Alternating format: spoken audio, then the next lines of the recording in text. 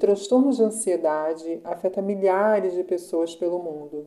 Quem sofre com esse transtorno tem sua qualidade de vida prejudicada e muitas das vezes se sente impotente para saber lidar com seus sintomas. Por isso hoje eu vim aqui falar com você sobre esse tema tão importante. Olá, eu me chamo Cláudia Cronenberger, sou terapeuta e psicanalista. Seja muito bem-vindo ao canal.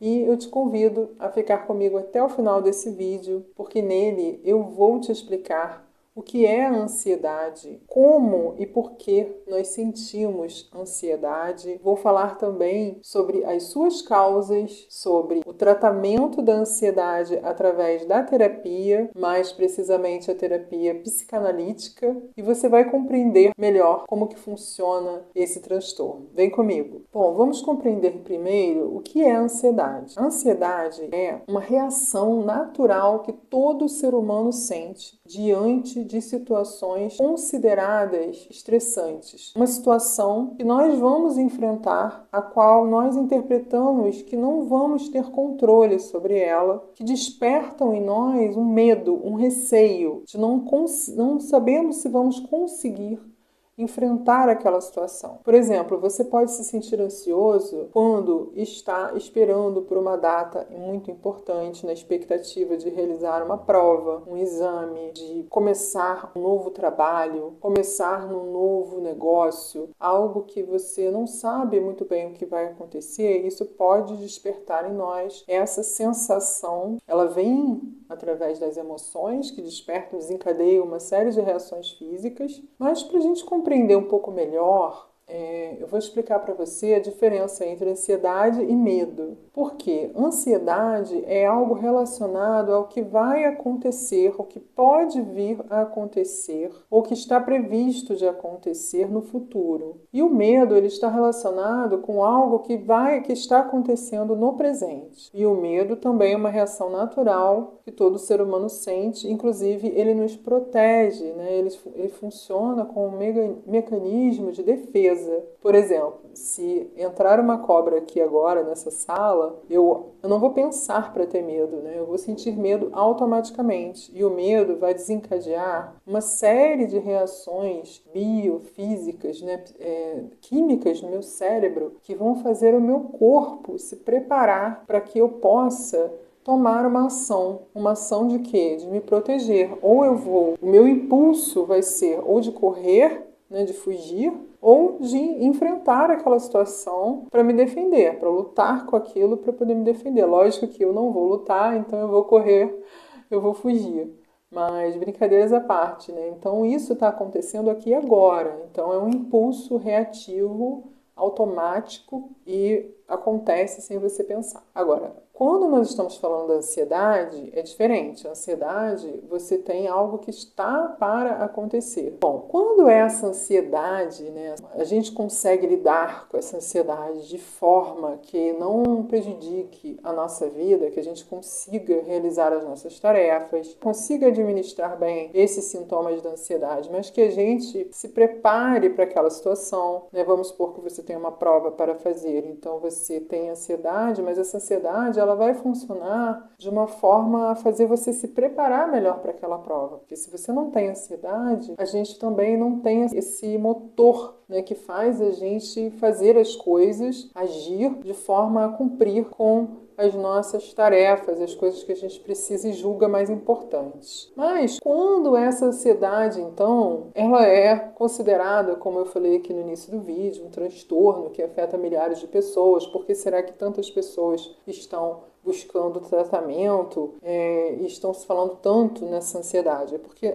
nesse caso, essa ansiedade que tanto se fala é o transtorno de ansiedade. É quando essas sensações, essas reações naturais do nosso corpo, elas estão de forma excessiva a tal ponto que a pessoa não consegue realizar muitas das suas tarefas cotidianas, ela vê sua vida prejudicada, a sua qualidade de vida começa a ficar totalmente prejudicada. Então, essas reações elas se tornam muito exageradas, excessivas. E é aí que vão ocorrer os diversos sintomas da ansiedade e varia também de intensidade de pessoa para pessoa. Então, por exemplo, a pessoa pode sentir uma sudorese, pode sentir palpitações, taquicardia, pensamentos muito confusos, pensamentos intrusivos, ruminar pensamentos, preocupação excessiva.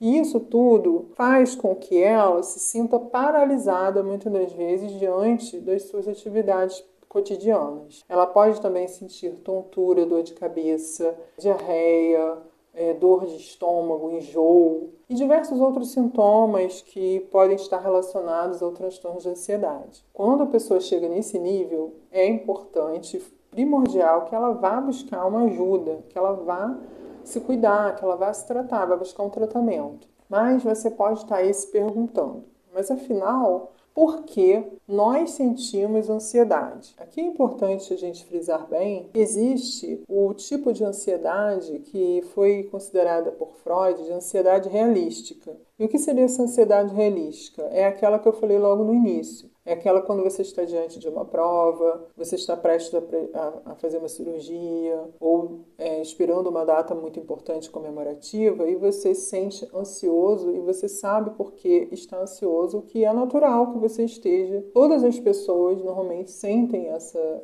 ansiedade e ela é natural e você consegue lidar com ela. Ela não vai paralisar você, né, de levar a sua vida. Mas quando ela se torna uma ansiedade muito excessiva e principalmente ela não tem uma realidade associada a ela então é considerada por Freud como ansiedade neurótica. E o que seria essa ansiedade neurótica? A ansiedade neurótica é aquela que, por exemplo, você tem que fazer uma viagem, só que não tem nada, né, para acontecer diferente nessa viagem, né? Não tem nenhum problema, tá tudo bem, a viagem tá tranquila e você se sente muito ansioso e aqueles sintomas começam a prejudicar você a tal ponto que você começa a passar mal antes de viajar e às vezes nem consegue viajar. Ou então você tem uma reunião com o seu chefe no trabalho e aí você começa a passar mal antes de ter aquela reunião com o seu chefe. Esse tipo de ansiedade, por que ela é considerada neurótica? Vamos entender. Veja bem, qual é o perigo que você vai ter ao fazer essa viagem? Algo que pode despertar em você um mal-estar tão grande, a ponto de fazer você não conseguir viajar. Qual é o perigo real de você ir conversar com o seu chefe, ir fazer uma reunião com o seu chefe? Qual o perigo que ele representa para você? Ele vai estar armado? Ele pode te oferecer algum perigo à sua integridade física? Provavelmente não, né? Então não tem lógica, não tem sentido realista, não tem a ver com a realidade essa ansiedade. E nesse caso é que a gente chama de ansiedade neurótica. Nesses casos, a gente vai entrar agora para falar das causas, as possíveis causas da ansiedade. Quais seriam as possíveis causas da ansiedade neurótica? Porque a ansiedade realística a gente já compreendeu que ela é realística, ela é embasada, ela tem a sua razão de ser, sua função e a sua razão de ser. Mas a ansiedade neurótica, ela não tem muito bem uma explicação, né? Então, por que, afinal, as pessoas passam mal diante de situações que poderiam ser... ela poderia se sair normalmente, ela poderia enfrentar mesmo com um certo grau de ansiedade, mas ela poderia enfrentar aquela situação, ela não corre nenhum perigo. Por quê? É aí que a gente vai entrar no que a gente chama de mente consciente e inconsciente. Como é que seria isso? Analogamente, né, o Freud ele fez uma analogia na sua primeira tópica, a analogia da nossa mente a um iceberg. E esse iceberg representaria a nossa mente. A parte superficial, a parte na superfície, representa o consciente, né? A nossa mente consciente. E tudo que está abaixo, né, nós temos ali o pré-consciente e o inconsciente. Veja que a parte que está submersa é muito maior do que a parte que está na superfície. E quando nós temos esse problema, né, da ansiedade neurótica, dessa ansiedade que não se explica, que não tem uma lógica de ser, nós estamos lidando com conteúdos, conflitos do inconsciente, ou seja, essa parte que está mais profunda na nossa mente, no nosso inconsciente. Então, com essa analogia, a gente consegue compreender por que não faz sentido. Porque realmente não faz sentido, porque nós não sabemos, nós não temos consciência desses conflitos, porque eles estão armazenados no nosso inconsciente. E como é que então se faz para resolver esses conflitos, né? Já que eles estão no inconsciente, eu não tenho acesso ao meu inconsciente, eles estão lá, armazenados lá, e normalmente eu não tenho como saber o que está afetando, eu não tenho como curar aqueles conflitos, como tratar. E aí que entra o papel da terapia, da psicanálise. Por quê?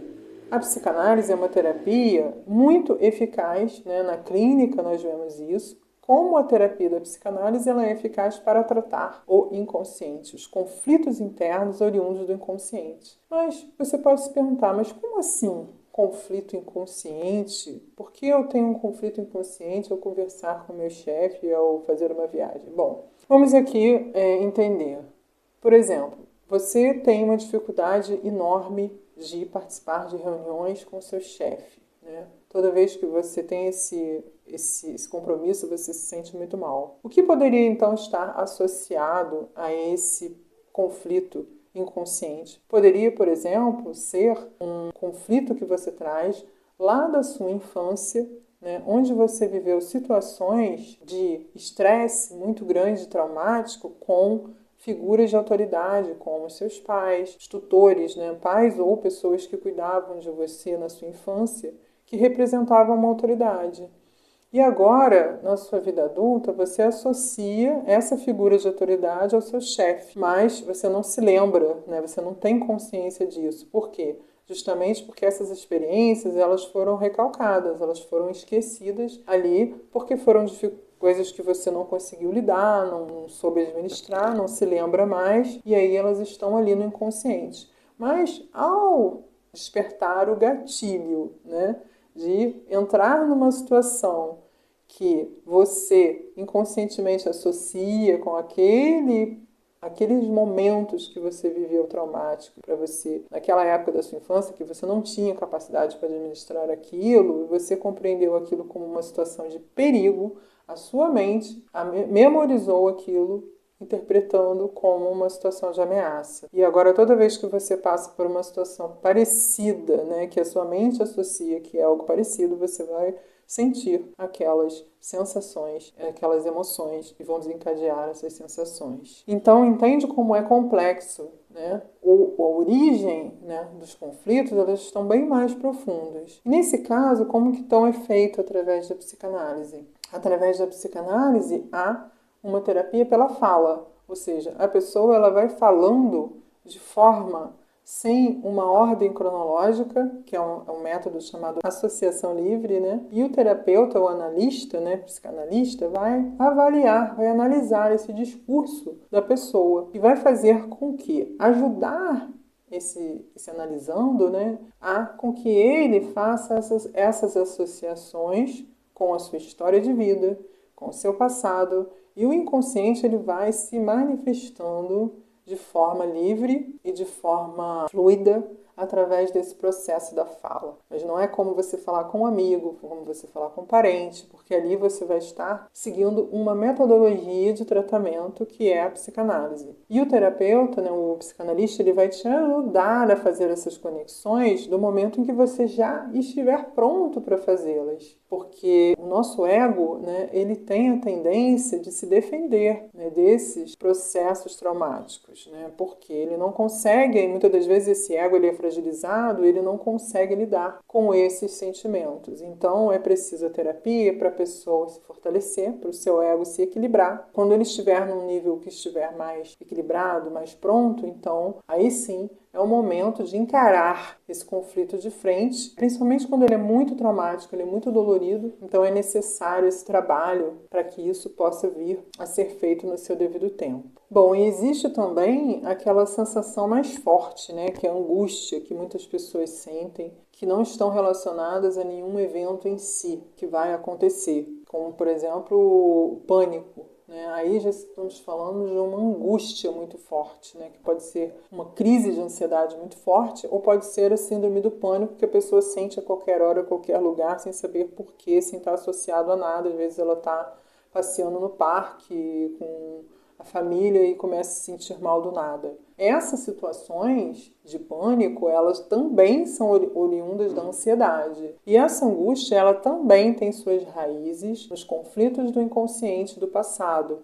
Principalmente quando a gente se trata de angústia, na clínica a gente vê muito associadas a essas angústias a questão de traumas bem fortes, né? Traumas vividos na infância bem mais profundos. É claro que existem diversos fatores ambientais, sociais, que podem estar fazendo com que nós nos vivamos de forma mais ansiosa, pensamentos acelerados devido à tecnologia, diversos fatores. Isso tudo tem que ser visto de uma forma integral, tem que ser analisado, compreendido, que nesse vídeo não dá para a gente poder esgotar o assunto, é claro, né? Mas de forma assim, bem simples, bem sucinta, bem resumida, eu acho que eu consegui te passar, né, como que funciona esse processo da ansiedade, das relações com nossos conflitos internos, conflitos do inconsciente, estão relacionados muitas